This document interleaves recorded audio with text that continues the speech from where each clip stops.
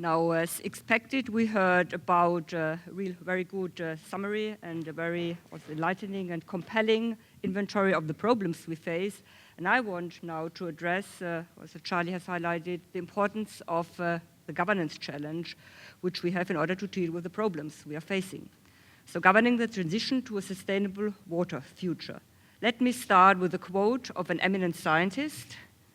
Problems can't be solved by the same level of thinking that created them, was by Albert Einstein, and that's what we also need. We need a definite, clear change in thinking, in science, in policy, in professional communities when we want to really deal with the challenges we've just heard very highlighted by the previous speakers. So the scientific community definitely has started to really make a major change. We've heard that this Future Earth initiative has embarked to really that we need to move from problem identification to the co-design of evidence-based solutions. The problem have been really very well mapped out, and the evidence is there, but there is much less really happening in terms of proving some solutions. And the important issue is we have to move from discourse to action. What does this imply? So let me show this or illustrate this with a favorite concept that we've developed, illustrating evolutionary change in terms of societal learning, societal change. So that is this concept where just showing that there are different levels of learning. Typically, what happens in terms of when you want to improve actions and you're not satisfied with the outcome, the first issue is just to have incremental change of established routines. I illustrate this with water allocation. Typically, response is, all right, we need to increase irrigation efficiency if the water is scarce. Divert rivers. If there isn't sufficient water in a certain area, move it from one to the next. So that is a response which is still taken in many areas of the world, still prevalent. But there has definitely a major discourse has at least started. Are current land use practices sustainable? So should you really move water to where there is, for example, agriculture? Shouldn't we rather consider water as a limiting resource of certain kind of land uses? The need for cross-sectoral policies, water, food, energy nexus, very strongly promoted. But now comes the really more difficult part, and I see that's very much too little really happening now. We need new regulatory frameworks, a change in management practices, capacity building, paradigm shifts in education. On one hand, it's really, one can say it's not so necessarily easy. How to best implement across sectoral policies? Is it at the policy level, implementation level? I'm more convinced we need to do more at the implementation level, but still, this crucial step, moving from the discourse that has started at policy scientific levels to, in the next stage of research, providing evidence how we can implement solutions, supporting a process of comparative analysis, how this can go, that is our task. And that sustainable water management, going there, is a governance challenge, both analyzing which kind of governance systems work and work not in different parts of the world, but in particular, the governance of a process of change, of a process of reform. Big demand to a new field, so I also did some search, not for a century, but more for the last decade, because you see what I'm interested in, the field of water governance has really developed over the past decade. I did a search here on Scopus, on publications in the field on water governance. I scaled them relative to governance in water to see the change in the kind of slope. It's evident that it's really this as a field it has established over the past decade. And I would say this can be quite confident that the global water system and activities we did was also very much supporting this process. And we see this is still in a process of increase, and we need this capacity. So the kind of activities we've done, we've established a global professional network of water scholars. We had a whole series of focused workshops, sessions at conferences, but also publications and policy briefs. Just two highlights from this. One was they had a very successful conference supported by European Science Foundation 2 years ago in Obergurgl, which was on water governance and global change, where we, in particular, the emphasis was on bringing together young scholars with established people in the field. And what you see here is our 3 happy winners of the poster prizes that were very much enjoying this conference, in particular being the winners here. Very important for capacity building. Another that was the product of our first workshop, the first publication that was really dealing with global water governance, the importance of the architecture of the whole global water governance system. Do we want it or not? It's not about do we need global water governance, do we want it? It's already happening, we've heard about it, and we need to think about better understanding it and developing ideas about how we can improve it. And that brings me to the next point in terms of what are the topics we addressed or are still addressing in this governance program. Definitely a strong component on global water governance that has not been very much been a focus of analysis up to now. Concepts analysis, the role of the water system, of the UN system in this whole issue, because it's not such a strong leadership up to now. We'll have a session in the afternoon where particularly we also will address the question that was posed by Joe, which kind of global water governance should we have? Which are the kind of policy frameworks? So there are some ideas, but despite of the clear awareness of the need for response, it's pretty contested and controversial for how this should look like. But what is evident is that it's not a dominant scale of water governance. It shouldn't be either only local or everyone moves to the basin, or should we have now a dominance of the global level? It's very clearly a multi-level governance. That's the understanding. And both as a scientific community from policy, we need to improve in terms of understanding these cross-level linkages, what should be done at which level, why is it done, and how can we improve this vertical connectivity, as that both in science and policy.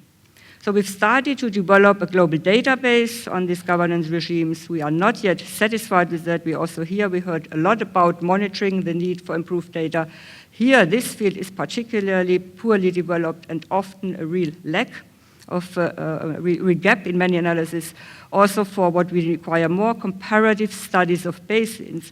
We've heard about, which I would also say we can't be really satisfied about how the IWM principle has been implemented in many countries. But in order to improve and say why does it work or not, we need to have a better base for these comparative studies. Also, I had been at a meeting from the OECD. They have now a big initiative on water governance, supporting exchange among countries, was very well attended recently in Paris by many countries.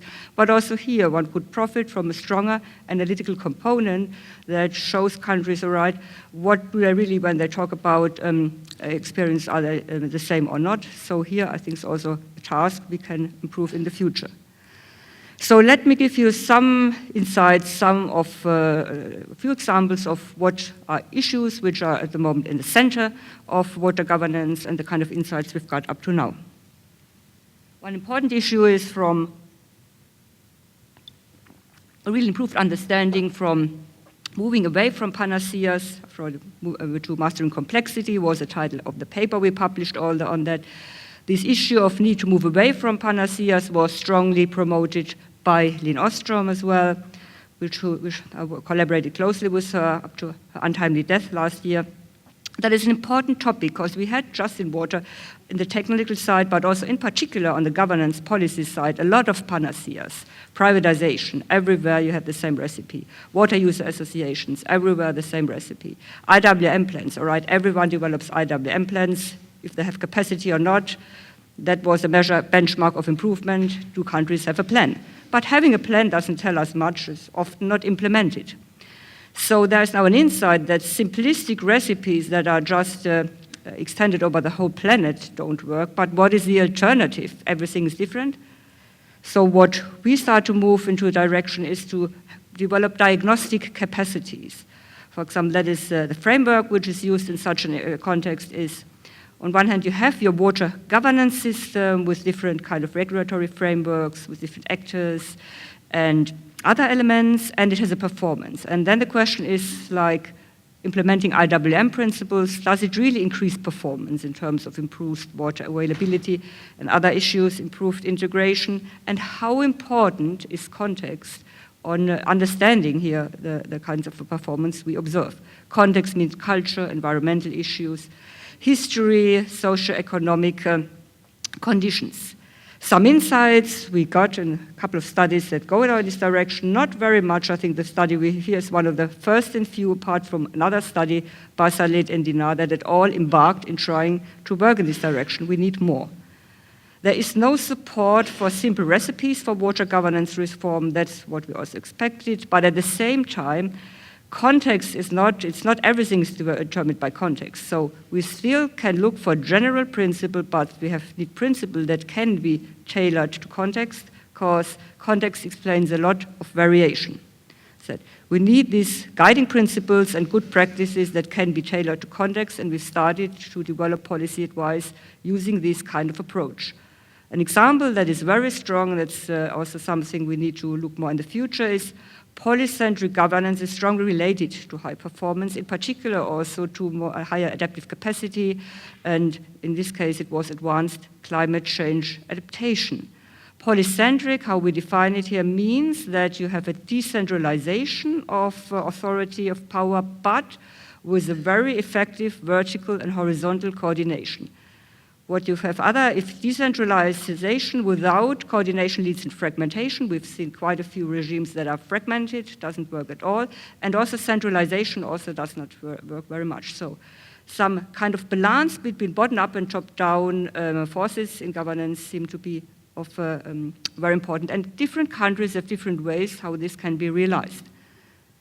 Another very important issue that economic development needs to be complemented by institutional development in order to really lead to improved performance.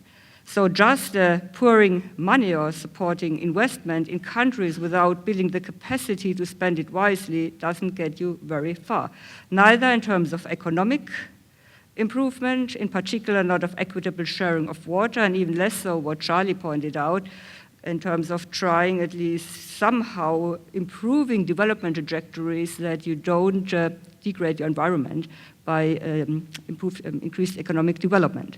That's a huge task to combine these two development pathways together. We have a lot of capacity building and gaps in implementation reform.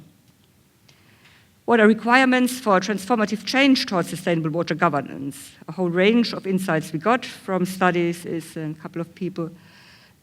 In particular, we need to improve the effectiveness of links between informal settings and formal policy processes. Informal settings, networks, scientific projects, for example, there's a lot of interesting, innovative ideas are developed. They are instrumental to do so, but if they are not linked to formal policy processes, they lack binding commitment. So it's a crucial aspect to improve our understanding here. Disasters are windows of opportunity for policy change, but there are not times for when there is a reflection on policy. So what we've seen in many countries is often a window like a big flood is generating opportunity for new ideas that afterwards are developed, and the next disaster is then the opportunity when you really can have an impact on policy reform. And also, an important insight, transformative change takes place on timescales of years, of decades, and that means we have to really be patient, in particular improve our capacity to support change and support monitoring of improvement of change, because it's not something that is just happening fast. And having just blueprints doesn't help, but really much more supporting the processes that we need to focus on.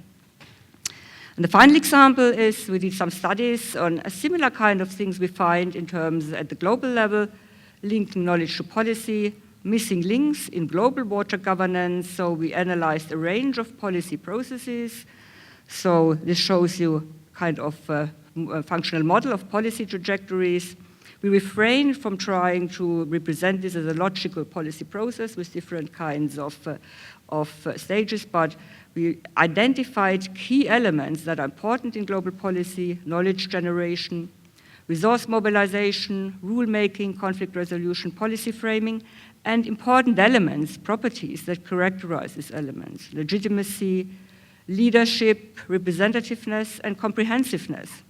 And what we find clearly, key missing links: on one hand, you may lack properties of some elements, but you may have also a lack of missing connections. And key missing links that we find here are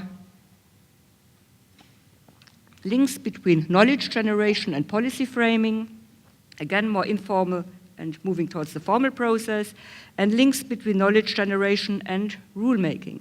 And that is related also to legitimacy, lack of leadership, and representativeness also. For example, just legitimacy, there is one element of scientific legitimacy, producing really unbiased knowledge. We know about this discussion on the whole climate change issue. That is a pretty tough issue to keep it high. It's very important to keep scientific legitimacy. At the same time, a process has a different kind of legitimacy from the perspective of being inclusive, being representative in order to make sure that this knowledge is transferred later to rules at different levels.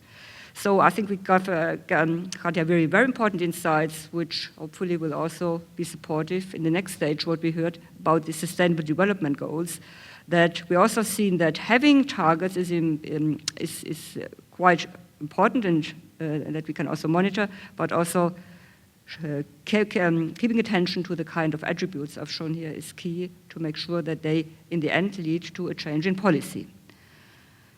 Now, in terms of summing up here, so we've heard before, we've seen these pictures, we've a couple of signs in terms of potential developments. Where are we going with our blue planet? We've seen potential for very undesirable futures. We've also expressed the hope for more desirable futures. Quite evident what this would be from our perspective. So I hope very much that this would be a way towards a more sustainable water future. But I'm very much convinced that our conference will develop important insights how to get there. We've heard from my presentation, from the previous speakers, also important, interesting contributions. But we've also put a synthesis process in place to profit from the collective wisdom of all the sessions, of all what will be presented here.